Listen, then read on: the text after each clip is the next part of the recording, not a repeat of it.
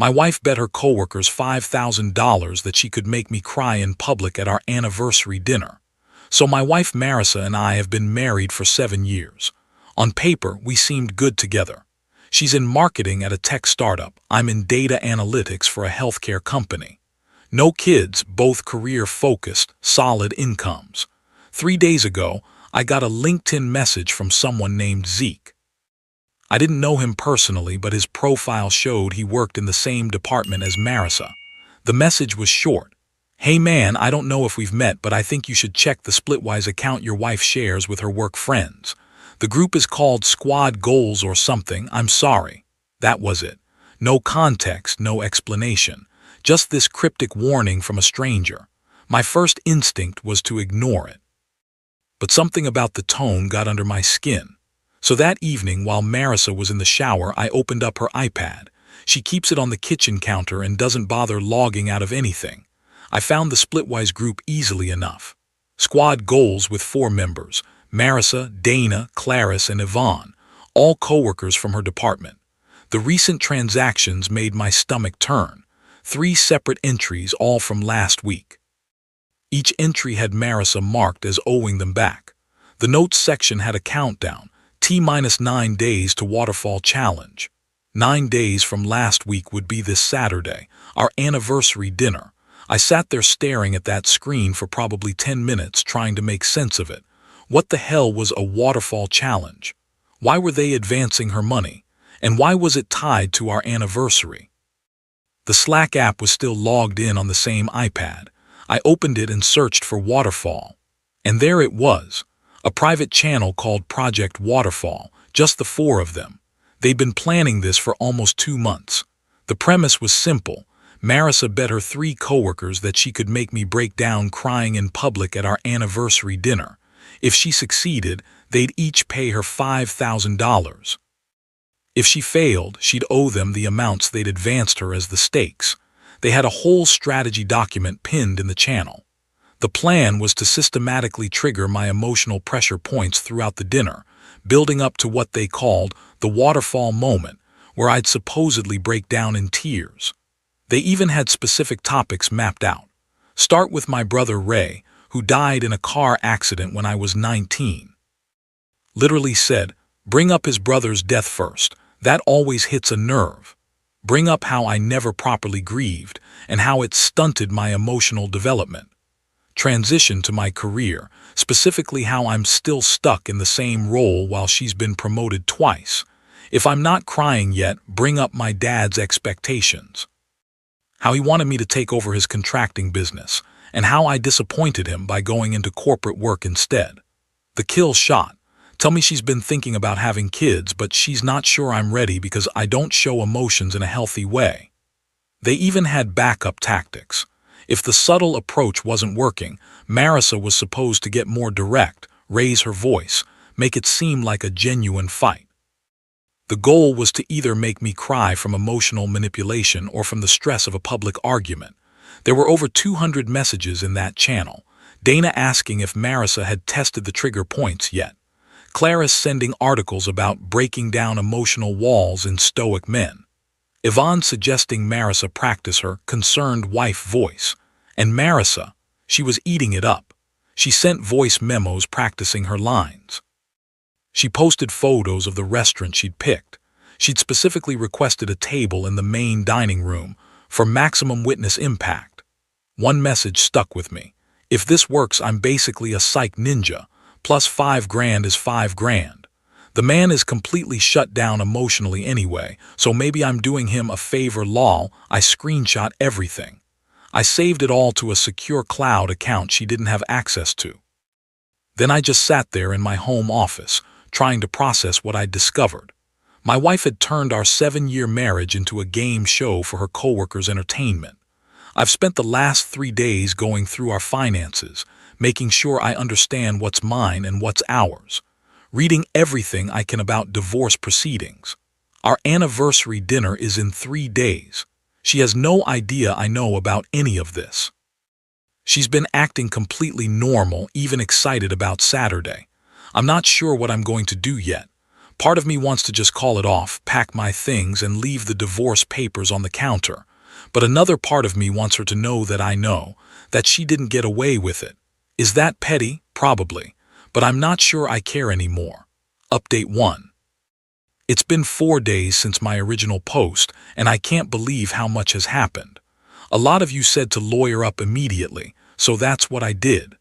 Monday morning, I called out of work and spent 3 hours meeting with divorce attorneys.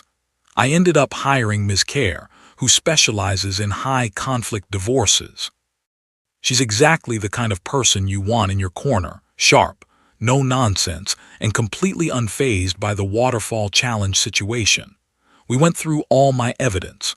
Ms. Kerr said it was more than enough. She also pointed out something I hadn't considered.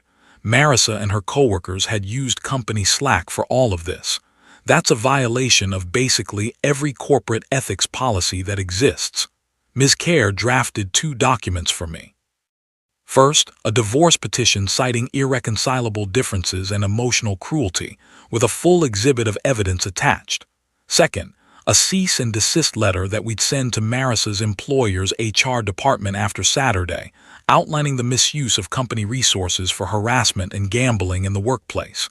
Then Ms. Kerr asked me if I still planned to go through with the anniversary dinner. Absolutely, I told her. She smiled. Good. Then let's make sure you're protected. We spent the next hour planning out my Saturday. Ms. Kerr explained that in our state, I could legally record conversations as long as one party consented. She also suggested I document everything about the dinner, keep all receipts, any written communication, and if possible, have a witness to what happened. That's when I started thinking about how to flip this whole thing. Marissa had chosen the restaurant, Trattoria Bellucci, specifically because it's public, because she wanted an audience. She'd already made the reservation under her name, requesting a table in the main dining room. So on Tuesday, I called the restaurant and spoke with the manager, Mr. Romano. I explained that I was coming for an anniversary dinner, but that my wife was planning to create a scene for social media purposes, and I wanted to handle it discreetly to avoid disrupting other diners. Mr. Romano was incredibly understanding. We worked out a solution. He'd upgrade our reservation to their semi-private room. It has glass walls that open to the main dining area, so it's not completely isolated, but it has a door that could be closed if needed. I asked if the restaurant had security cameras. He confirmed they did. Next, I went to FedEx and had everything printed and organized, neatly bound in a folder. I made 3 copies. One for me, one for Marissa's HR department, and one for Mr. Romano to hold onto as a neutral third-party witness. I also prepared a USB drive with all the digital files, including the voice memos of Marissa practicing her lines. Wednesday, I opened a new checking account at a different bank and transferred half of our savings into it. I documented every shared asset we own. I changed my passwords on everything and enabled 2-factor authentication. Thursday morning, Ms. Kerr filed the divorce petition. It won't be served until Monday, but it's officially in the system. She also prepared a temporary restraining order that we can activate immediately if Marissa tries to show up at my workplace or otherwise harass me after Saturday. The weirdest part of all this has been acting normal around Marissa. She's been in full anniversary mode all week, talking about what she's going to wear, how excited she is for our special night, asking if I'm looking forward to it. Of course, I keep telling her. I've been planning something special too. That's not a lie. I have been planning something special, just not what she's expecting. I've been thinking a lot about what some of you said in the comments, about how this isn't just about the bet, it's about what the bet represents. The complete lack of respect. The fact that she shared our most intimate conversations with her coworkers and turned them into a game plan. How she knew how much my brother's death still affects me, and she was planning to use that as a weapon. To make me relive that pain in front of strangers just so she could win some money. Even if I had never found out about the waterfall challenge, this is who she is. Someone who sees other people as props in her personal performance. So tomorrow night I'm going to that dinner, I'm going to let her make her speech, and then I'm going to make one of my own. I'll update after Saturday. Wish me luck. Update 2. I'm writing this from our apartment, my apartment now, since Marissa isn't coming back here. So here's the full story. Saturday started normal enough. Marissa spent the afternoon getting ready, doing her hair and makeup, picking out this red dress she'd bought specifically for the dinner. She was practically vibrating with excitement. We got to Trattoria Bellucci at 6:50 p.m. I had the folder of evidence in my car, along with the USB drive. My phone was in my jacket pocket, already recording. Mr. Romano greeted us at the door. "Mr. and Mrs. Holloway, so wonderful to see you. We have your table ready. I've upgraded you to our grotto room, complimentary for your anniversary." Marissa looked confused for a second, but then recovered. "Oh, that's so nice. Thank you." We sat down, ordered wine, and started with appetizers. Marissa was in full performance mode, touching my hand across the table, laughing at my jokes, telling me how handsome I looked. The whole time I kept thinking about those Slack messages, about how this was all choreographed. About 20 minutes in, she started her script. "You know what I was thinking about today," she said, her voice taking on this softer, more serious tone. "Your brother, Ray." There it was. Phase 1 of the waterfall challenge. "What about him?" I asked calmly. I think you've never really dealt with losing him, and I worry about you, Adrian. I worry that you keep all these feelings locked up inside, and it's not healthy." She was good, I'll give her that. She sounded genuinely concerned. If I didn't know this was all scripted, I might have actually believed her. "I appreciate your concern," I said, "but I'm fine." She pushed harder. "Are you, though? Because sometimes I feel like you're emotionally unavailable, like there's this wall between us and I can't get through it." Phase 2, questioning my emotional capacity. "That's interesting," I said. "Tell me more about what you mean." She did. For the next 10 minutes, she worked through her script, how I was stuck in my career, how she wasn't sure I was ready to be a father, how my dad must be disappointed that I didn't take over his business. Each point delivered with this perfect blend of concern and criticism. I just nodded, kept my expression neutral, and let her talk. The recording was running, every word documented. Finally, she paused, probably expecting me to be getting emotional by now. I wasn't. I was completely calm. "Are you finished?" I asked. She looked confused. "I just want to help you, Adrian." "That's thoughtful," I said. "Actually, I have something for you too, an anniversary gift." Her eyes lit up. "Really? You didn't have to get me anything." "Oh, I think I did," I said. I stood up from the table and walked to the door of the grotto room. Mr. Romano was nearby as planned. I handed him the sealed folder. "Could you hold on to this for me? It's important documentation." "Of course, sir," he said, taking the folder. I walked back to the table. Marissa was watching me with this uncertain expression, like she wasn't sure what was happening but knew something was off. "So here's the thing," I said, loud enough that I knew my voice would carry slightly beyond our room. "I know about the waterfall challenge." The color drained from her face. "I know about the bet. I know about the Splitwise group. I know about the Slack channel where you and Dana and Clarice and Yvonne spent 2 months planning how to make me cry in public. I've read every message, heard every voice memo. I have screenshots of everything." She started to speak, but I held up a hand. Her mouth opened and closed, completely speechless. "I'm not going to cry," I said. "I'm not going to give you the satisfaction, but I am going to give you a gift." I took out Ms. Care's business card and placed it on the table in front of her. "Her name is Harper Care. She's a divorce attorney. She'll be in contact with you on Monday. The folder I just gave to Mr. Romano contains all the evidence of your bet. He's holding it as a neutral third-party witness to tonight's events." Marissa found her voice. "Adrian, wait, let me explain." "There's nothing to explain," I said. "You gambled with our marriage. You lost. You can collect your personal belongings from the apartment this week, but I'd prefer if you coordinated with Ms. Care rather than contacting me directly." I turned to leave, but she grabbed my arm. "You can't just. This is insane. You're overreacting." "Am I?" I said. "You spent 2 months planning to psychologically torture me in public for $5,000. If anyone's insane here, it's not me." She stood up, her voice getting louder. "You're being abusive. You're humiliating me." A few more diners were definitely watching now. Mr. Romano appeared in the doorway. "Ma'am," he said gently, "I'm going to have to ask you to lower your voice or leave the restaurant. This is psychological abuse." Marissa said, now speaking to the room. "My husband is gaslighting me." I stayed calm. "Marissa, you're welcome to tell your side of the story. I'm sure everyone would be interested in the waterfall challenge, but I'm done here." I walked out of the grotto room. Mr. Romano followed me to the front of the restaurant. "The folder is secure," he said quietly, "and I'm going to file an incident report about tonight, just in case you need it." "Thank you," I said, "and I apologize for the disruption." "No apology necessary." I nodded, thanked him again, and then left.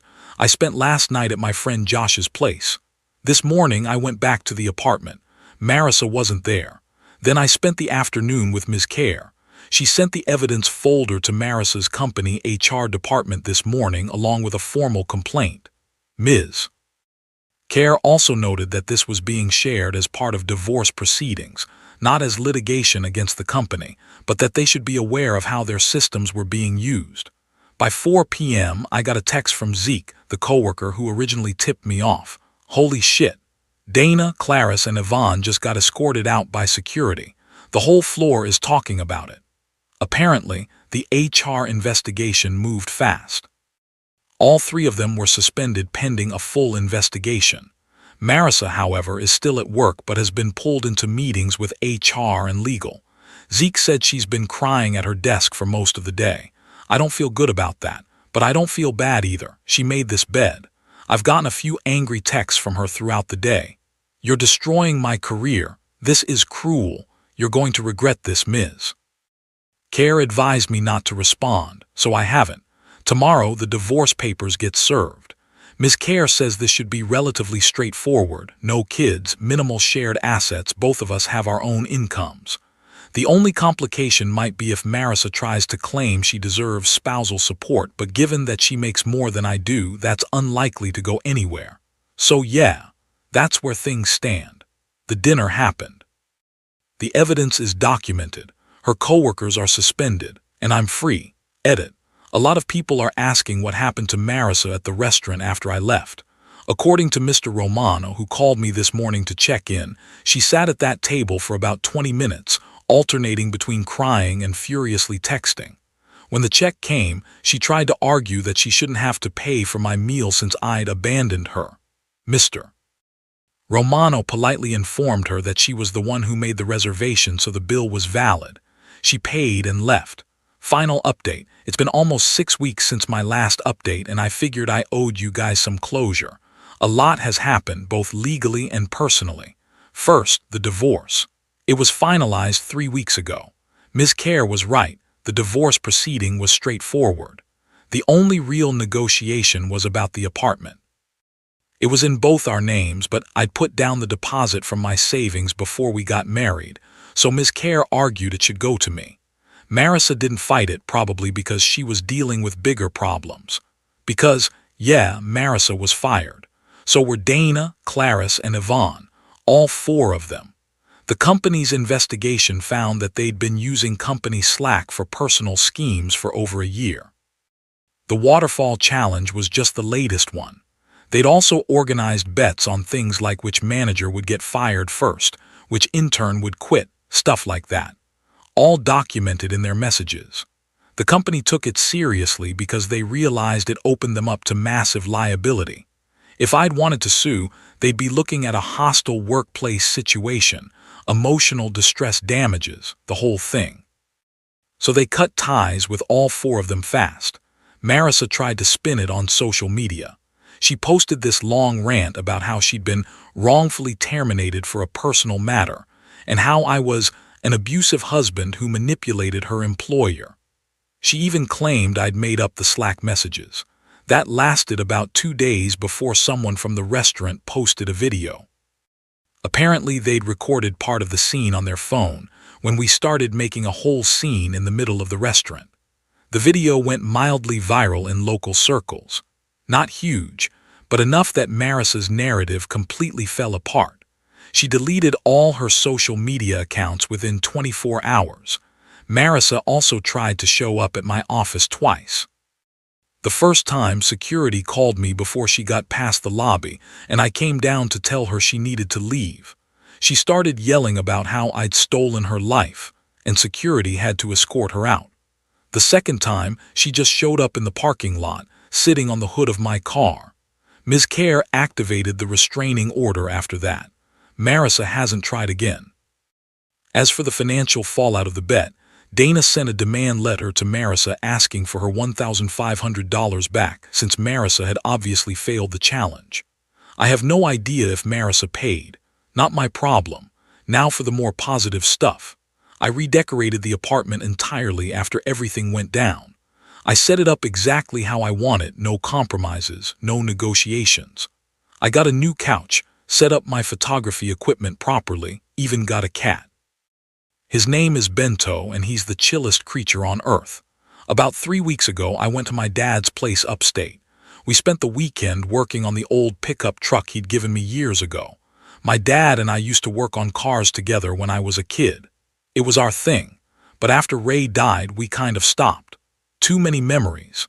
And then when I went into analytics instead of joining his contracting business, things got strained between us.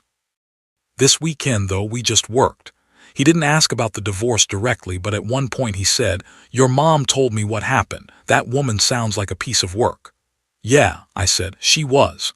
"You doing okay?" "Getting there," he nodded. "Good. A man's got to have boundaries. Can't let people treat you like that."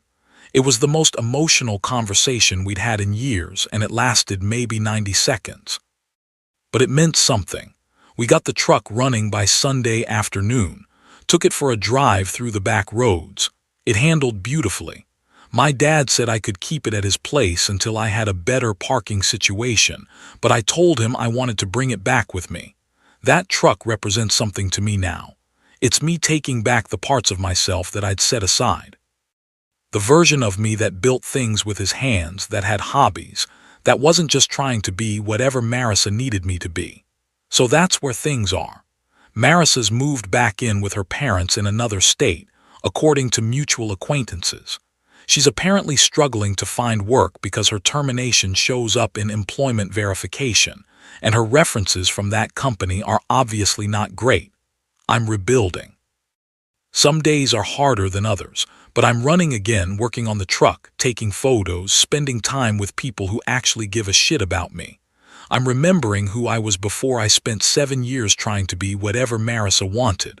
And honestly, I like that guy. I think he's going to be fine. Thanks for following this journey, Reddit. I'm signing off now. Time to move forward.